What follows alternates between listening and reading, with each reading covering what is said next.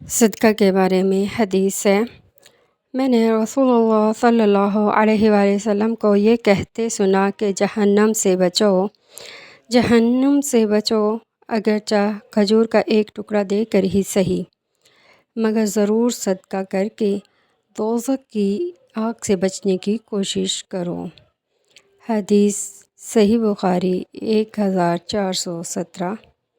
اسی طرح ایک اور حدیث مبارک میں فرمایا، رسول اللہ صلی اللہ علیہ وآلہ وسلم نے جب ہمیں صدقہ کرنے کا حکم دیا تو ہم میں سے بہت سے بازار جا کر بوجھ اٹھانے کی مزدوری کرتے اور اس طرح ایک مد یا غلہ یا کھجور وغیرہ حاصل کرتے جسے صدقہ کر دیتے، لیکن آج ہم میں سے بہت سو کے پاس لاکھ لاکھ درہم یا دینار موجود ہیں۔ حدیث صحیح بخاری 1416۔